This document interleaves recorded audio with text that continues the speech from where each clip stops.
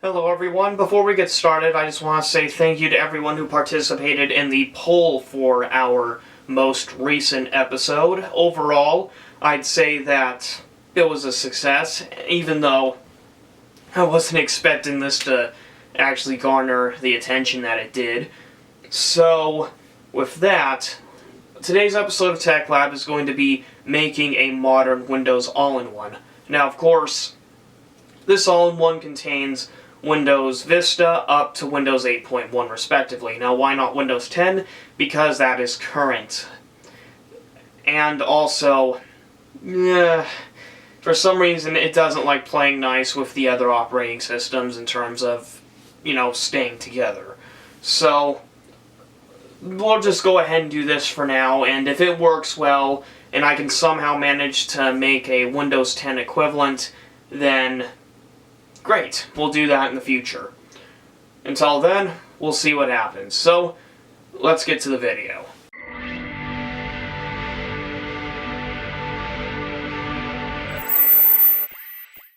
Hello everyone and welcome to Tech Lab, the show where we talk about anything and everything tech-centric. On today's show, we are basically going to be making a modern Windows all-in-one image. And if you're unsure as to what that means, go and watch our previous episode on the retro all-in-one image that had Windows 1.0 up to Server 2003 on it.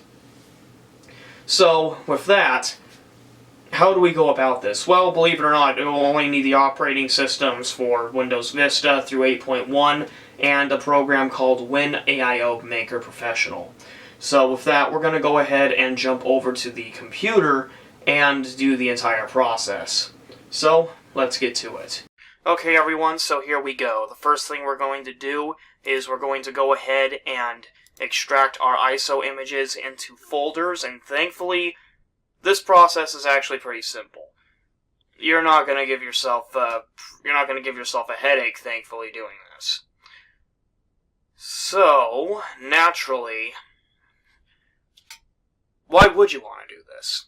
Well, it's simple. Maybe you're in an awkward position where you need to actually upgrade the long way, and this sometimes is the best way to go about that.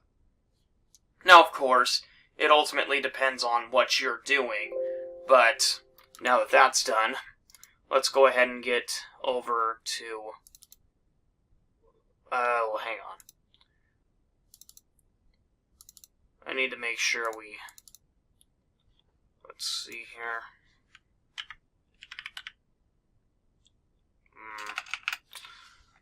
Before we go and do anything, let's go into NT Lite, which is a customization software traditionally.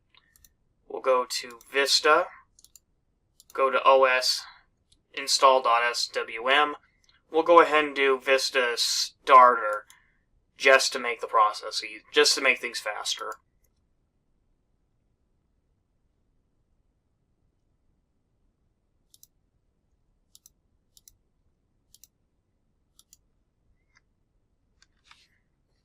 And, yeah, hopefully this will go over relatively fast. Looks like it did, but you never know, these things oh wait, damn it, that's 32-bit.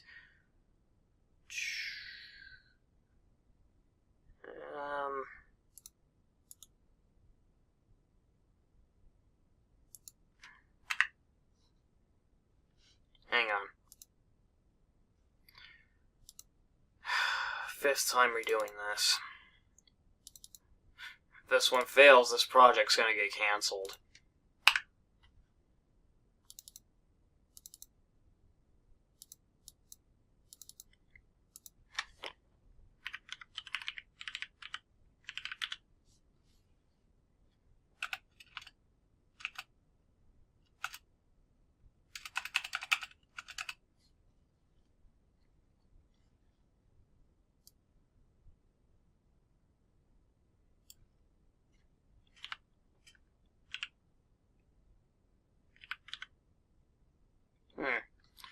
It's not even in there.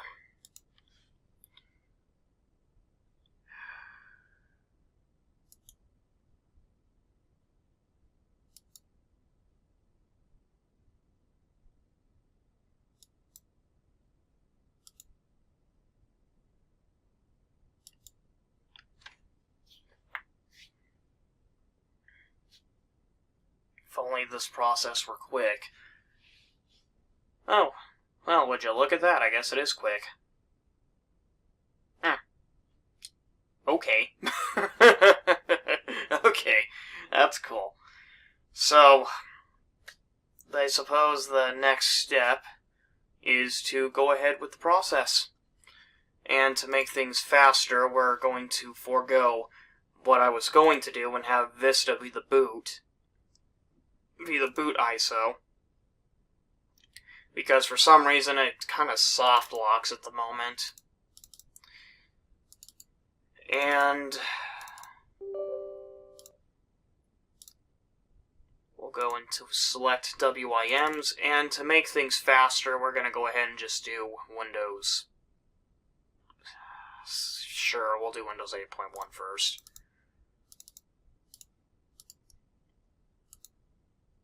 Following that, we have Windows 8.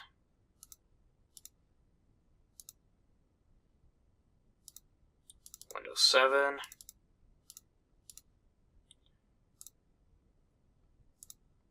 Windows Vista.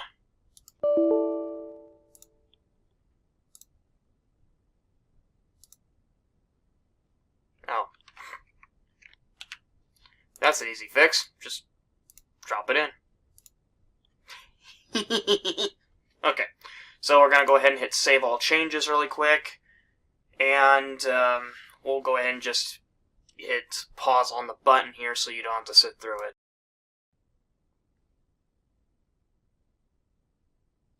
Okay, so I guess we're already going, so let's go ahead and hit yes on this, save this all into an ISO image. Let's go episode 5, and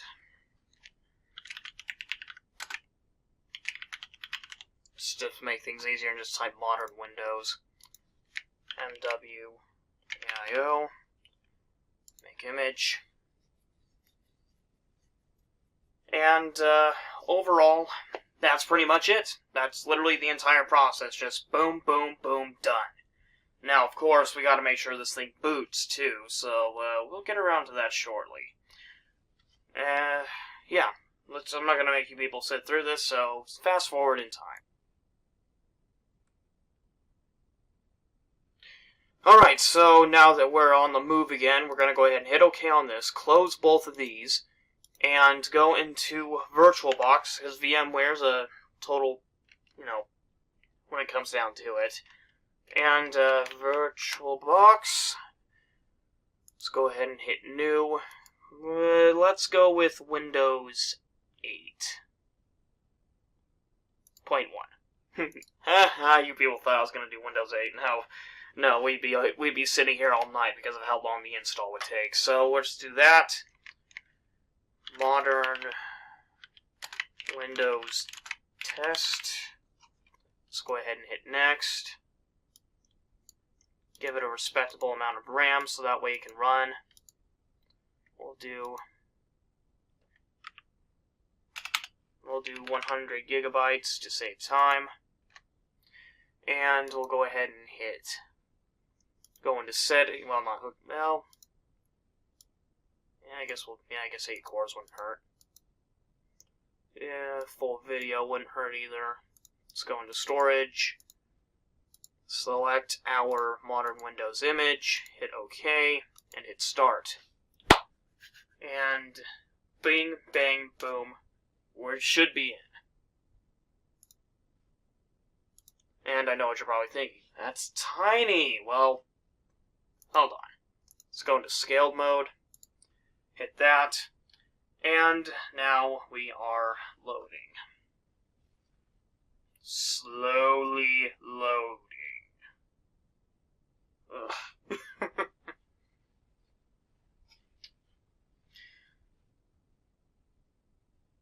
And voila, Now, of course, because this is a custom image already, you're going to see stuff that you normally wouldn't see in the retail one. So we're going to go ahead and hit install now. Setup is starting.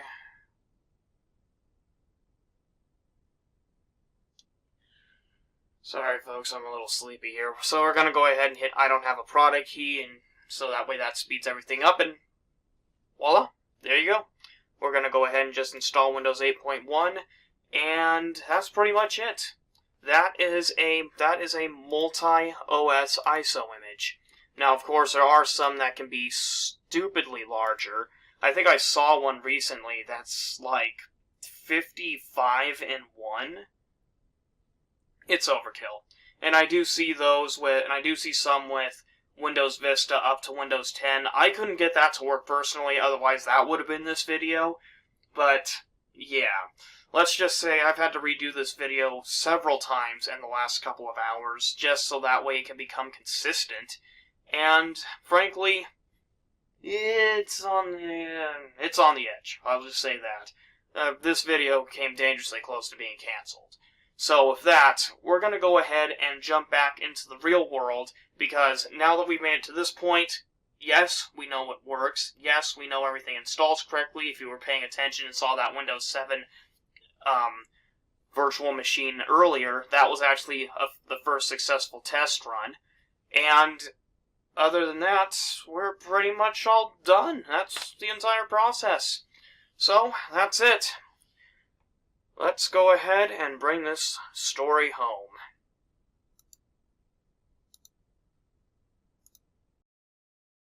Well, I guess that's it. That's the entire process. Bada bing, bada boom, done.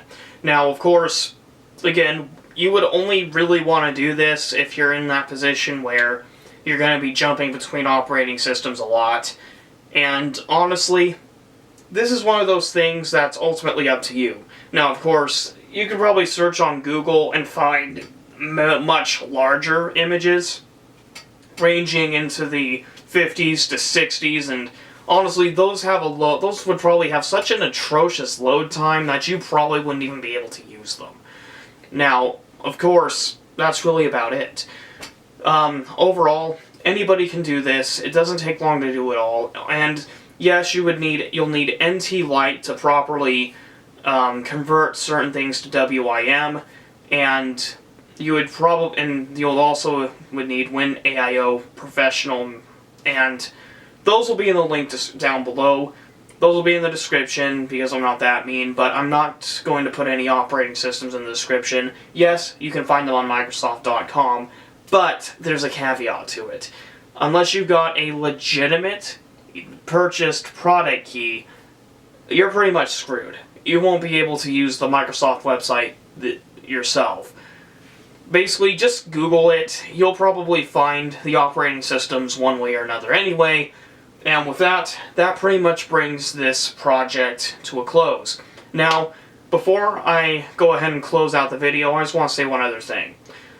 We're going to go ahead and take a break from Tech Lab for the next couple of weeks to work on other projects, such as ConStorm movie reviews, which is going to be getting its next 5 episodes here pretty soon. The first simulation abridged, which basically is a shortened, cut-down version of a project that was supposed to release back in April 2015, but was scrapped after a significant issue.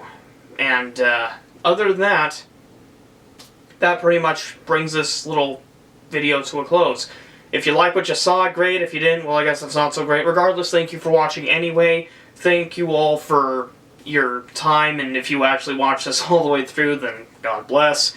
And thank you all for your support so far. This series has definitely done a lot better at launch than ConStorm movie reviews did, sadly.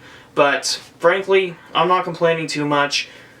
So stay tuned for episode 6 when we actually cover my monitor.